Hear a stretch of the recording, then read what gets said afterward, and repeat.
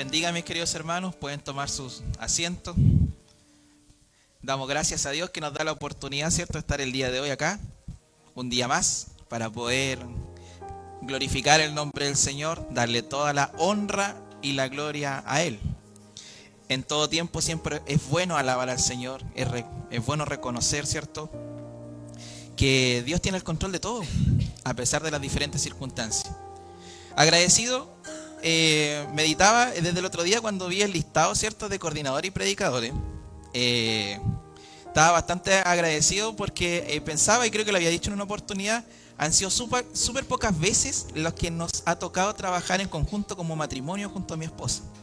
Creo que en toda nuestra vida como cristianos esta es como la tercera o cuarta vez en que a ella, por ejemplo, le toca coordinar, a mí me toca predicar o hacer un trabajo en conjunto. Y es súper gratificante porque pensaba en tiempos atrás, hace algunos años, y de repente uno no piensa en eso. No piensa, por ejemplo, en estos momentos que los regala el Señor. Realmente para mí es completamente una bendición, ¿cierto? Y yo creo que para Carolina también, el que podamos trabajar en conjunto. Así que honrado por el tremendo privilegio que nos da el Señor en esta noche. Mis queridos hermanos, le invito a abrir sus Biblias en Romanos 12. Vamos a continuar con la enseñanza que estamos impartiendo ya esta sería la semana número 12 o 11, porque una vez creo que predicamos la misma semana 2 veces Romanos. Así que, pero ya estos serían 12 capítulos. Vamos a ver la NBI, por favor. Pueden seguir también la lectura. Pueden continuar también la lectura en la Biblia, si en realidad esto da una mejor interpretación o unas palabras más actuales para poder entender el contexto de lo que estamos hablando, ¿ya? Hasta aquí, Pablo nos ha hablado, ¿cierto?, de la justificación que tenemos a través de la fe y la gracia, ¿cierto? Que somos justificados simplemente por la gracia de Cristo. Y eso es lo que Pablo le ha estado explicando a los romanos. Pero llega un momento, que lo hace este capítulo, en donde vamos a llegar a la práctica. Todo aquello que ya hemos visto teoría, lo que Pablo le ha explicado, hemos visto capítulos anteriores, cómo Pablo le ha explicado cada cosa, le ha dicho que tienen que dejar de pecar. Me recuerdo mucho sobre todo ese punto porque me tocó predicar Romanos 6 también, en donde el llamado justamente que le hacía Pablo a los romanos era que había que dejar esas malas conductas, ¿cierto? Porque el llegar a Cristo debía provocar una transformación en las vidas. Y en el capítulo 12 que vamos a estudiar el día de hoy, llegamos a esa práctica, ¿ya? Así que, sin mucho preámbulo, vamos a leer los primeros 3 versículos y así vamos a ir continuando hacia adelante. Perdón, los primeros 2 versículos y desde ahí vamos a seguir hacia adelante. Dice así: por lo tanto, hermanos, tomando en cuenta la misericordia de Dios, ruego que cada uno de ustedes en adoración espiritual ofrezca su cuerpo como sacrificio vivo, santo y agradable a Dios. No se amolden al mundo actual, sino sean transformados mediante la renovación de su mente. Así podrán comprobar cómo es la voluntad de Dios, buena, agradable y perfecta. Lo primero que nosotros debemos entender, y lo que Pablo le está explicando, ¿cierto?, a los romanos en este primer pasaje, es qué pasa cuando nosotros llegamos a Cristo. Porque Dios nos está llamando, ¿cierto? El Espíritu Santo nos hace arrepentirnos y le aceptamos como nuestro Señor y Salvador. Ahí hay un punto muy importante que lo está diciendo este versículo, porque parte diciendo tomando en cuenta la misericordia de Dios. Lo que Pablo le está intentando de explicar y lo que le está diciendo a los romanos es que no se trata de que ellos, por ejemplo, tuvieran que amar a Dios porque les nace de ellos. Lo que nosotros debemos entender es que nosotros les amamos a Dios porque Él nos amó primero. Y eso muchas veces parecemos que está muy lejano a nosotros. Entendemos, ¿cierto?, que Dios nos ama. Y nosotros decimos, yo amo a Dios.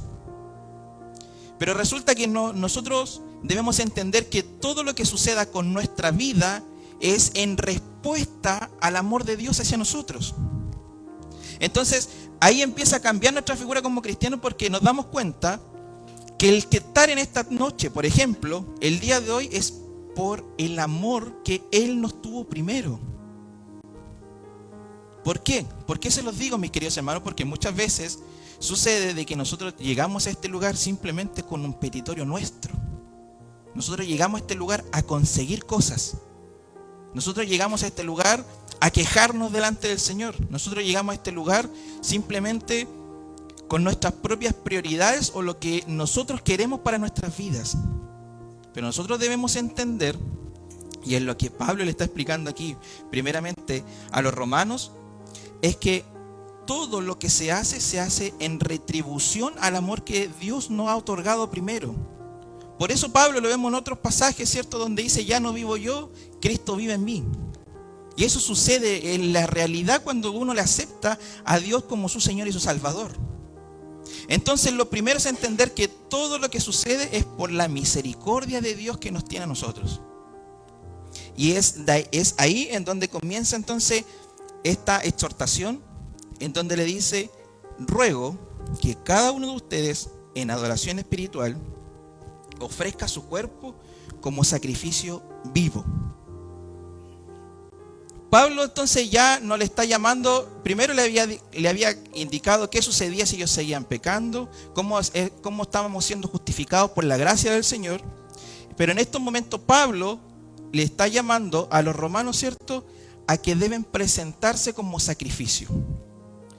Eso significa un cambio en el interior, un cambio en las conductas. Indica una completa entrega de uno hacia Dios.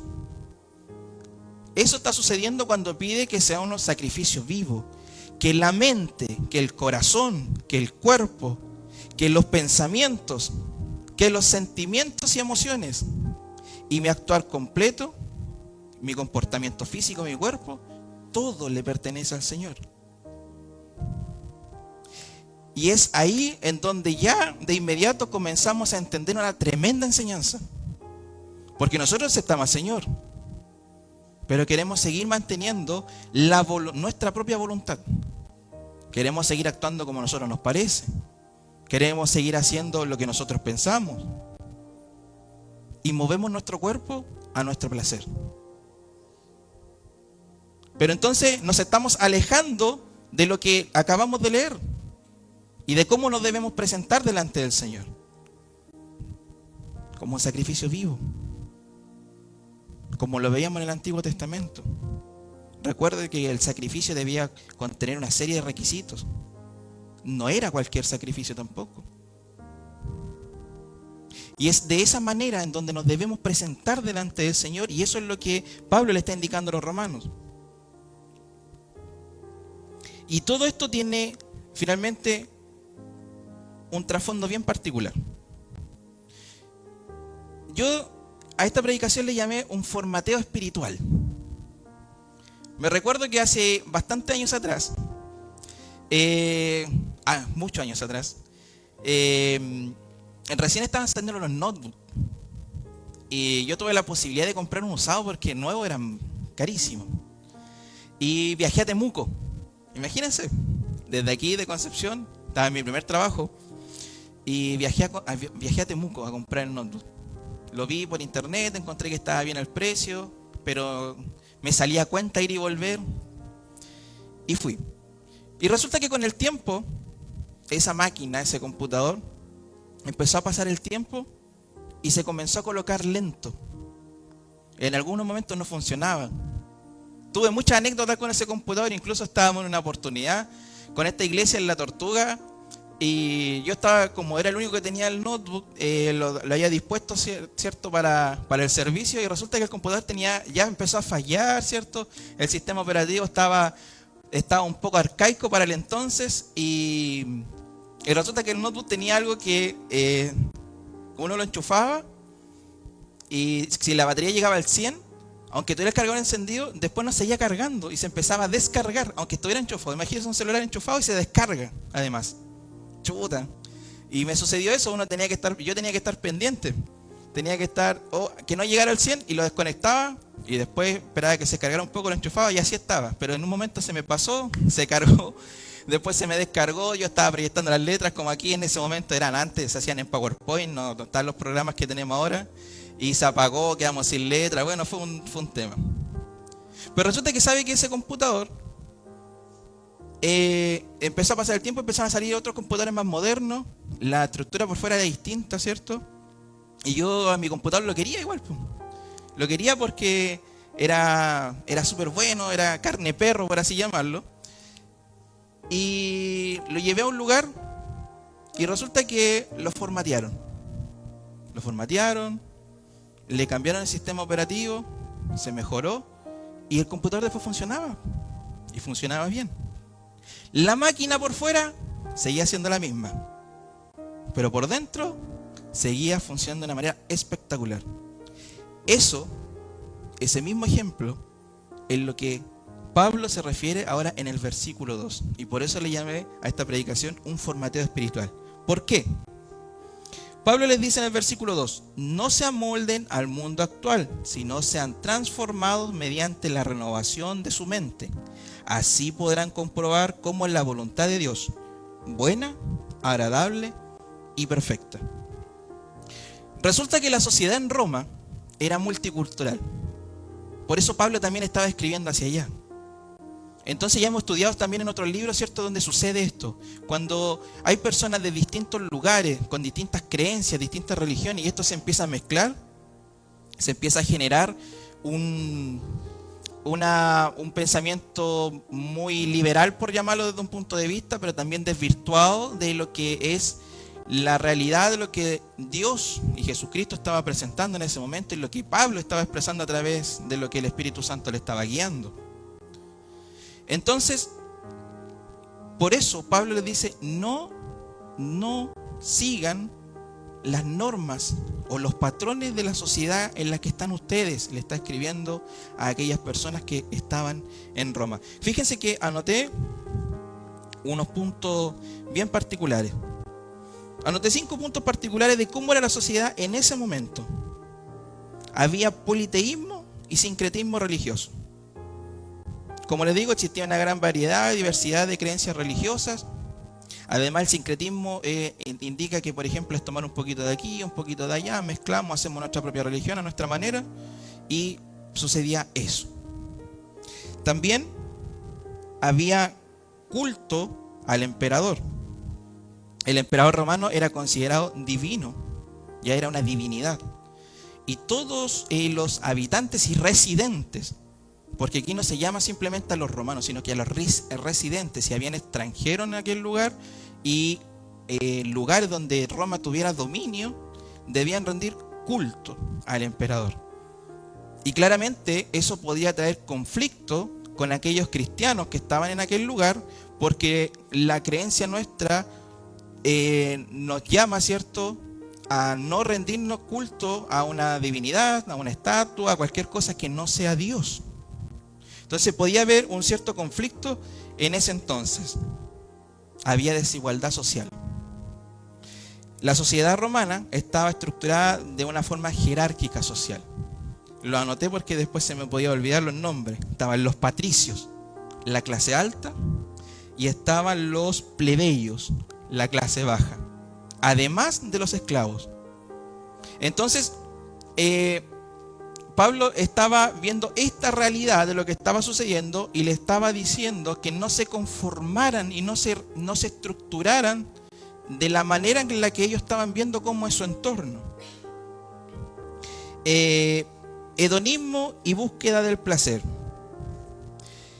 La sociedad, ¿cierto?, romana valoraba mucho el disfrute de los placeres y buscaba la satisfacción personal. Y fíjense que aquí hay algo bien particular porque disfrutaban, por ejemplo, harto de los banquetes, ¿cierto?, bien exagerados. Disfrutaban harto de los eventos, ¿cierto?, ¿cómo se llama?, de los juegos. De hecho, desde ahí está el Coliseo Romano. Y de hecho, buscándolo, yo decía, ¿pero esto alcanza, cierto, a lo que está escribiendo Pablo? Claro que sí, porque el Coliseo Romano, por ejemplo, fue construido el 72 después de Cristo.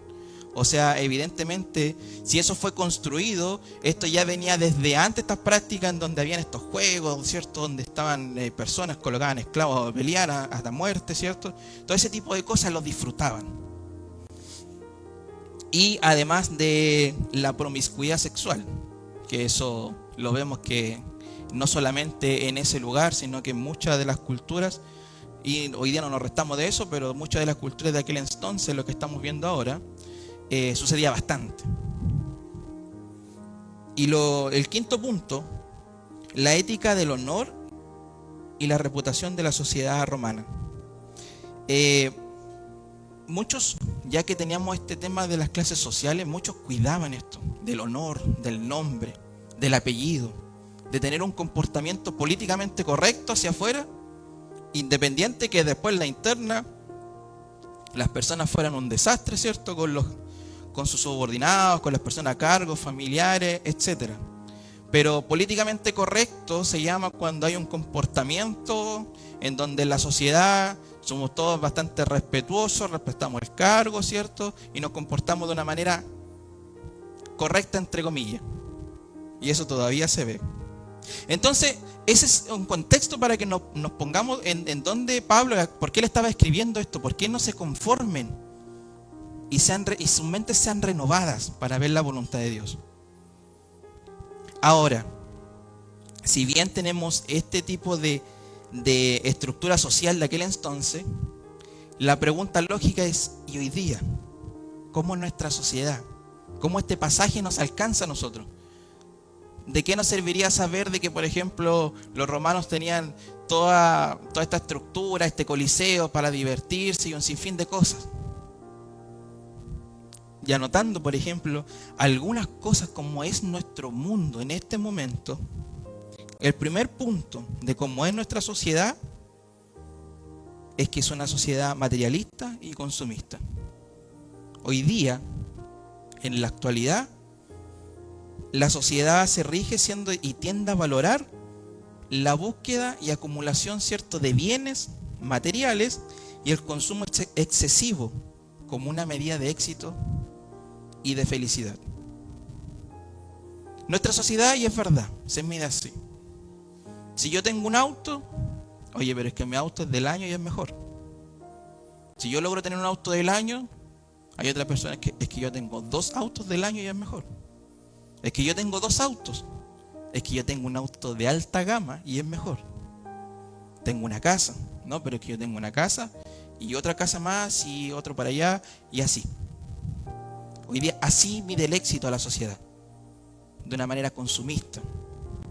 ¿Y por qué es importante mencionarlo hoy dentro de nosotros como pueblo cristiano? Es porque nosotros no debemos guiarnos por estos patrones. Nosotros no debemos caer, por ejemplo, en esta competencia. Porque el llamado que nos va a hacer Pablo en los versículos siguientes es bastante claro, mis queridos hermanos. La sociedad también es individualista. Se promueve que la idea de cada persona debe buscar su propio interés. Cada persona, ¿cierto?, debe luchar por su propio interés, de su propia forma, sin importar lo que sucede a su entorno.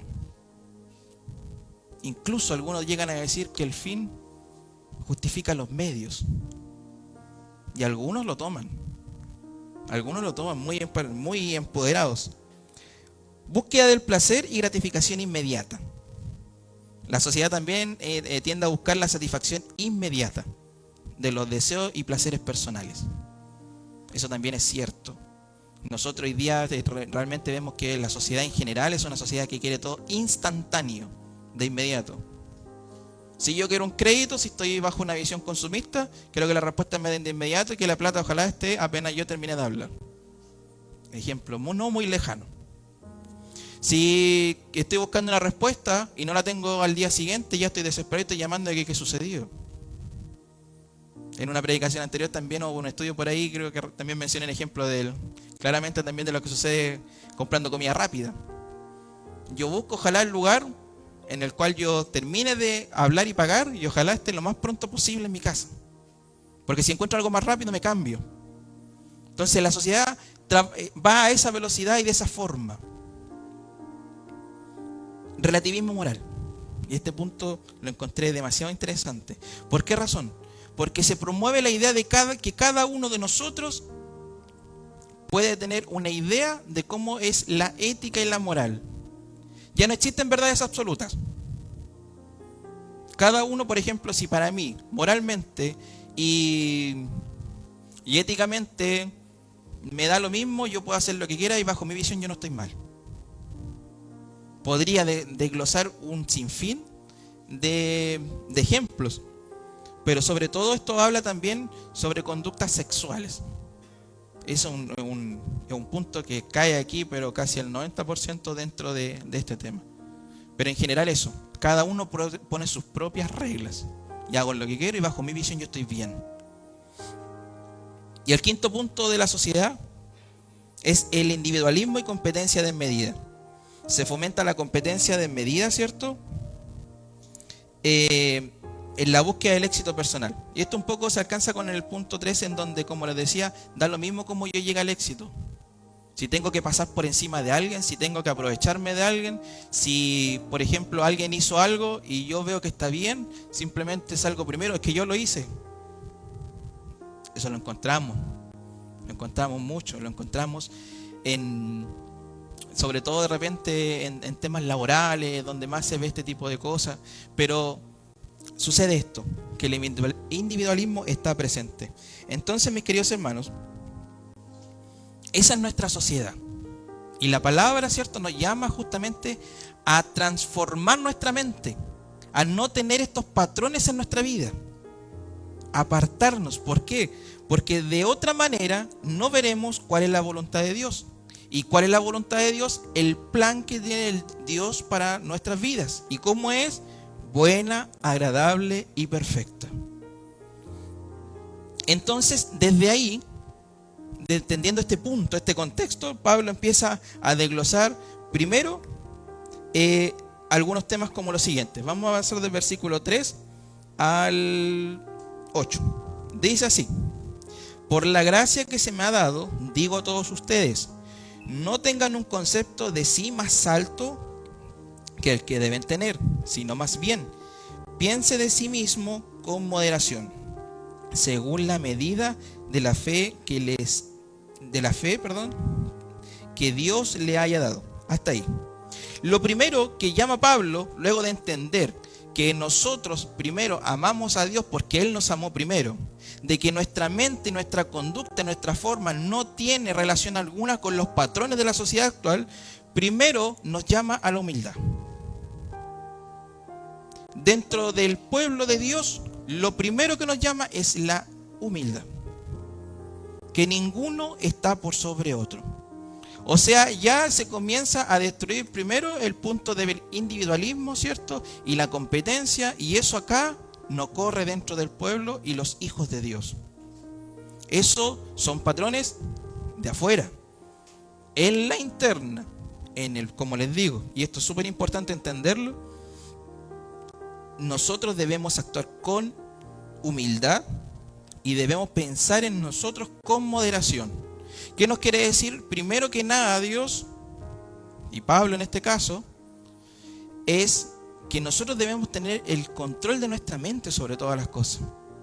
Porque es usted quien debe pensar de usted mismo que no es mayor que el otro. No porque llevemos más tiempo en la iglesia y llegue alguien recién, nosotros estamos en una mejor condición. No porque llegó una persona recién y Dios la está restaurando y utilizando, y alguien que lleva mucho más años, ¿cierto?, y estudio, no está por sobre esa persona, que Dios sí quiere hacer algo. Y eso en nosotros debe quedar muy claro. Y eso es lo que Pablo le está indicando también a los romanos. Ya que existían estas clases de desigualdad social, le está indicando, nadie está por sobre nadie. Controlen sus mentes y piénsenlo bien, porque nadie está por sobre nadie. Versículo 4. Pues así como cada uno de nosotros tiene un solo cuerpo con muchos miembros, y no todos estos miembros desempeñan la misma función, también nosotros, siendo muchos, formamos un solo cuerpo en Cristo, y cada miembro está unido a todos los demás. Después del llamado a la humildad, Pablo grafica y nos da una imagen, ¿cierto?, de un cuerpo. Y para entender de que todos somos importantes dentro de la voluntad que tiene el Señor, y si estamos acá, lo grafica de la manera de un cuerpo. Dice, todos los miembros son importantes. Todos los miembros son importantes. Mis queridos hermanos, basta ver nuestra composición para saber de que no hay nada de que en nuestro cuerpo nos sirva, por ejemplo, por así llamarlo. Algo que nos sobre. Algo que simplemente se pueda sacar y decir, no, es que esto no es del cuerpo, por lo tanto lo saco. No, mis queridos hermanos, hay ejemplos, por ejemplo, no sé, hemos visto tantas cosas. De repente una infección puede entrar a nuestro cuerpo porque nos sacamos un padrastro, ¿cierto? Y estoy dando ese ejemplo porque yo lo saco de mi cuerpo y por ahí entra una infección y después esa cuestión desencadena un sinfín de cosas. Entonces Pablo está dando ese ejemplo. Todos son importantes, desde más alto hasta la última persona que está en este lugar. Son importantes los ancianos, como también son importantes los niños. Es importante el pastor, como también es importante cada persona que cumple un rol dentro de la iglesia. Y aquellos que no lo cumplen es porque todavía quizás no lo han descubrido. Y Dios nos llama a descubrir nuestra participación en la iglesia. Y fíjense que continúa el pasaje y aquí nos habla. Dice, versículo 6, ahora sí, del 6 hasta el 8. Tenemos dones diferentes según la gracia que se nos ha dado. Si el don de alguien es el don de profecía, que lo use en proporción de su fe. Si es el don de prestar servicio, que lo preste. Si es el don de enseñar, que enseñe. Y si es el de animar a otros, que los anime. Y si es el don de socorrer a los necesitados, que dé con generosidad. Y si el de dirigir, que dirija con esmero. Si el de mostrar compasión, que lo haga con alegría. Primero habla de profecía, ¿cierto? Y servicio, que se refiere a los profetas y a los ministros en este entonces. ¿Por qué? ¿Por qué hace este llamado Pablo?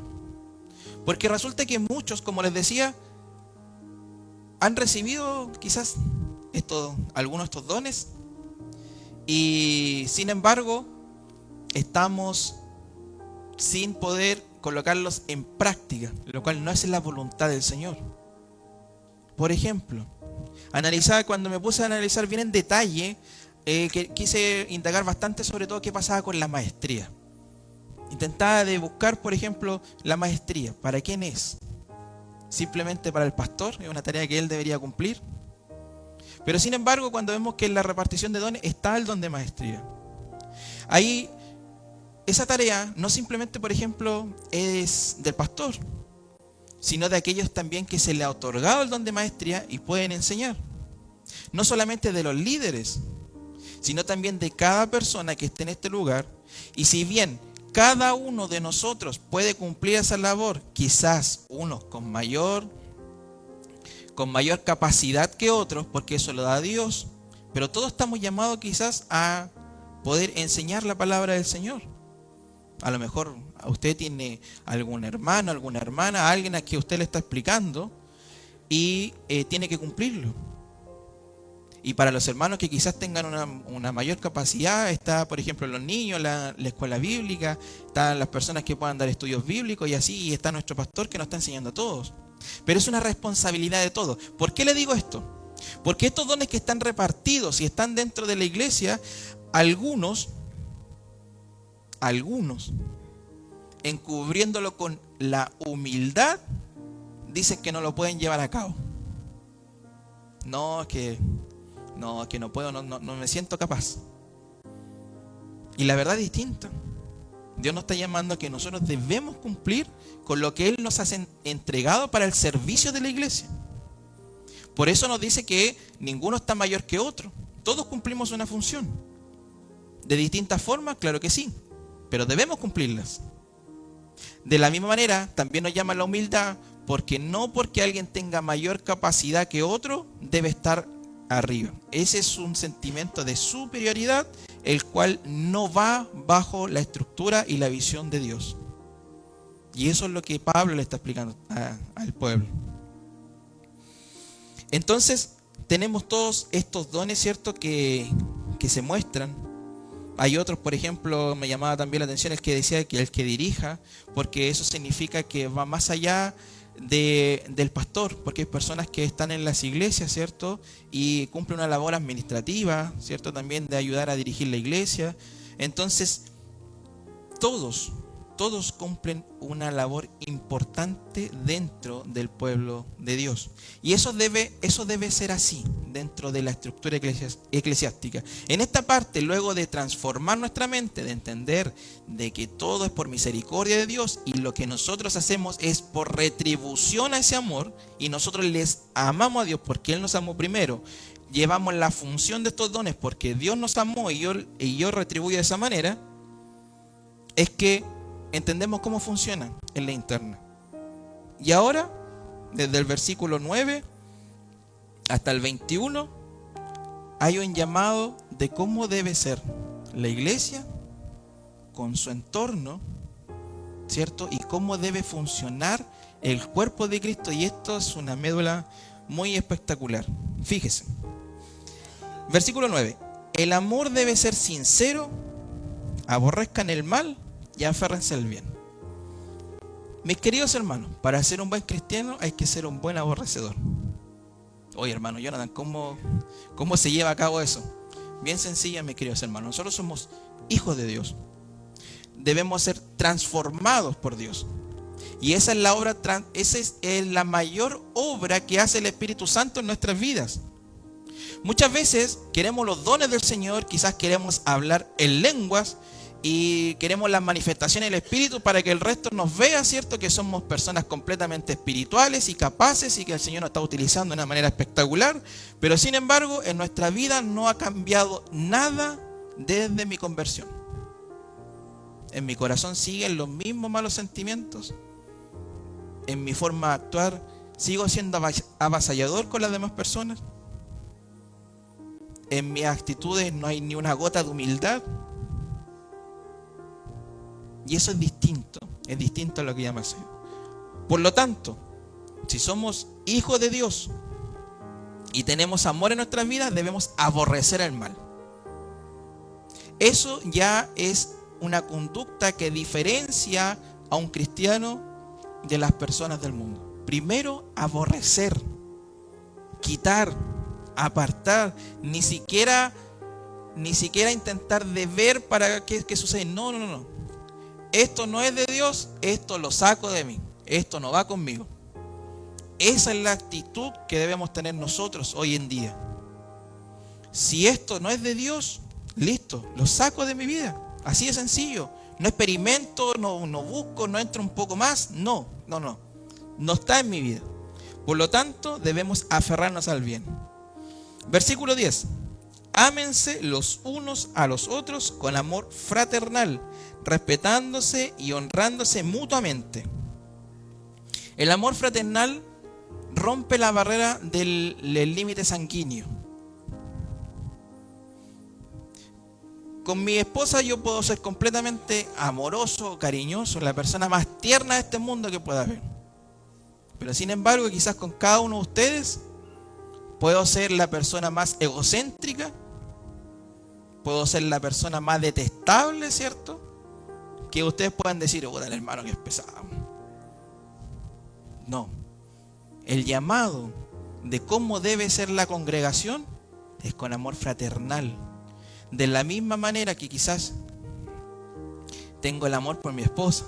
No es que yo ese amor lo tengo que tener por otra persona, sobre todo por el sexo opuesto, sino que es practicar el amor, es sentir, ¿cierto?, esa compasión, esa sinceridad, que el abrazo y el saludo es sincero, es el que cuando veo a un hermano y lo quiero saludar, me alegro, pero me alegro desde adentro, no de una manera hipócrita diciendo, oh hermano, hace tiempo que no te veo, y en realidad en mi corazón hay otro pensamiento.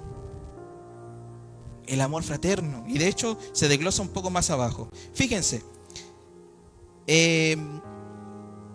respetándose y honrándose mutuamente. Versículo 11. Nunca dejen de ser diligentes. Hazte bien, sírvanle al Señor con el fervor que da el Espíritu.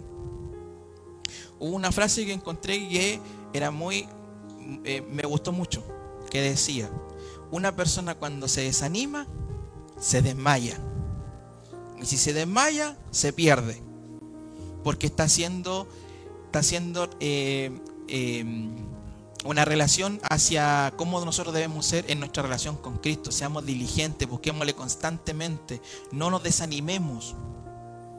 No nos desanimemos, no nos cansemos, mis queridos hermanos. Si damos a ese espacio a que entre el desánimo en nuestras vidas, vamos por el camino equivocado. Porque luego del desánimo viene el desmayo, y después el desmayo el desgano, y después el desgano, escuché algo por aquí y me aparté del Señor. Y eso no me lo contó nadie, sino que lo viví en carne propia. Bueno, lo vivimos en realidad. Y de verdad, siempre lo digo, y oportunidad que tenga lo voy a seguir diciendo. Se pasa muy, muy mal. Como lo veíamos al inicio, el placer es instantáneo e inmediato. Risas, se disfruta, todo lo que quieran. Pero es momentáneo. Después eso se acaba. Y cuando se acaba, se sufren las consecuencias. Llegan las lágrimas, la tristeza, llegan los problemas. Y uno entra en la desesperación, entra en un momento en que encuentra que no hay solución, que la vida no tiene sentido, y un sinfín de cosas que nos lleva a un camino muy, muy lejano a lo que Dios nos está llamando. Por lo tanto, las situaciones que vivamos en cualquier momento no deben ser motivo de desánimo para nuestras vidas. Al contrario, y si nosotros estamos pasando por eso, la palabra nos dice después de los versículos siguientes: alégrense en la esperanza, muestren paciencia en el sufrimiento y perseveren en la oración. La respuesta para el versículo anterior. ¿Por qué? Justo veíamos un documental con mi esposa. ¿Me quedan unos minutos todavía? Sí. Veíamos un documental con mi esposa y resulta que el documental decía que el ser cristiano no tenía nada más que darle una esperanza a unas vidas desgraciadas. O sea, en pocas palabras y en español chileno, que el ser cristiano es simplemente una convicción para mi miseria, de pensar de que vivir pensando que hay un futuro que no existe, para yo poder consolarme en mi instante. Eso es lo que decía el documental. Cosa muy lejana a la realidad, mis queridos hermanos. Porque cuando Cristo llega a nuestras vidas, el corazón comienza a latir. El fuego en nuestro interior, ¿cierto?, comienza a fluir. Cuando hay una obra de arrepentimiento y un instante del toque del Señor, comienzan a caer las lágrimas sin motivo alguno. Nuestras manos se levantan, nuestras oraciones comienzan a fluir, los cánticos salen y sentimos la presencia de Dios y caímos rendidos delante de Él. Y esa es la diligencia que nos habla el versículo anterior, de que ese no es un instante, no es un momento. El ser transformados por Dios es un trabajo que va todos los días. ¿Y cómo se logra? Se logra con lectura bíblica, se logra con oración, en una relación directa con el Señor. De esa manera nosotros iremos entendiendo la voluntad buena y perfecta del Señor para nuestras vidas. Y es eso lo que Pablo le está enseñando. Por lo tanto, nosotros debemos también vivir pensando en la eternidad. Lo cantamos recién. No lo hice al inicio, pero lo voy a hacer ahora. Creo que si no lo hago, no sería yo. El analizar las alabanzas, mis queridos hermanos. Nosotros acabamos de cantar una alabanza en donde indicábamos que queríamos vivir la eternidad con Dios. Es cierto, esa es nuestra meta, eso debería ser nuestro norte, debería ser nuestro anhelo. Nosotros deberíamos vivir, como dice la palabra, pensando en ese momento. Pero acá en la tierra, mientras estemos con vida, mis queridos hermanos, estamos llamados justamente a irnos transformando todos los días, a ir cumpliendo la obra del Señor todos los días y a ir relacionándolos para llegar a ese momento. No es creer de que yo simplemente creo en Dios de una forma teórica y que voy a ir a la eternidad y mientras tanto, mientras viene, hacemos lo que queremos. No es así. No es así. Nuestra vida debe tener una obra transformadora todos los días. Versículo 13, y vamos a leer hasta el final para ya poder ir terminando.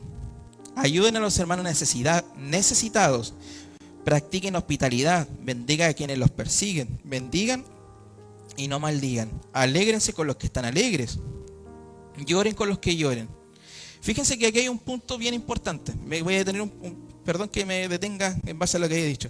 Pero cuando dice alégrense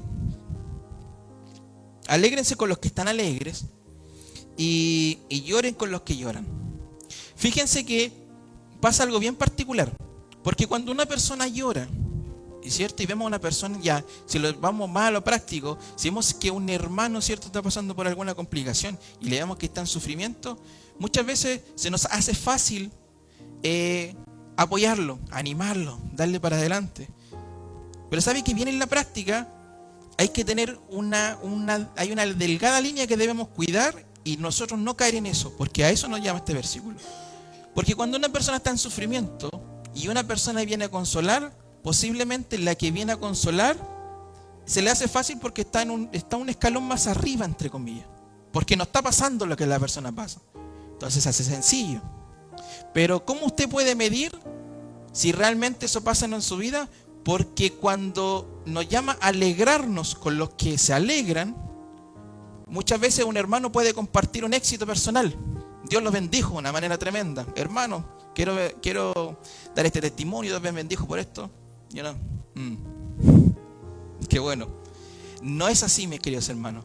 Esto lo que nos llama es mostrar empatía. Finalmente, si la persona está llorando y nos llama a compartir su dolor, es a empatizar con la persona. Si la persona está compartiendo una alegría, es alegrarnos con él en la humildad que nos llama el Señor. Es justamente a una vida, a un equilibrio dentro de todo lo que sucede dentro de la iglesia. Es a eso lo que nos llama. Versículo 16. Vivan en armonía los unos con los otros, no sean arrogantes, sino háganse solidarios con los humildes, no se crean los únicos que saben.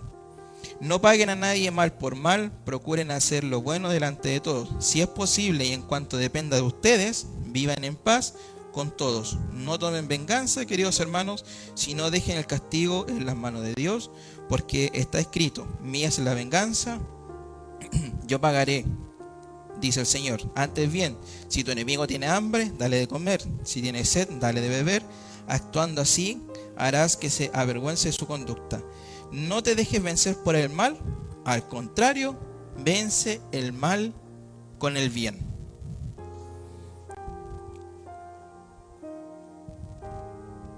Se me perdió el versículo, espérame un segundito.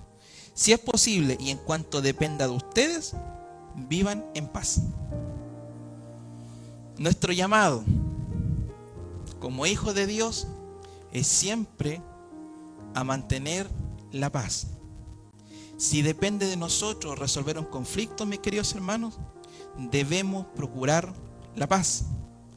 Si en nosotros nos hemos sentido pasados a llevar, dolidos o estamos en alguna situación, mis queridos hermanos, debemos perdonar por la paz que debe haber en la congregación.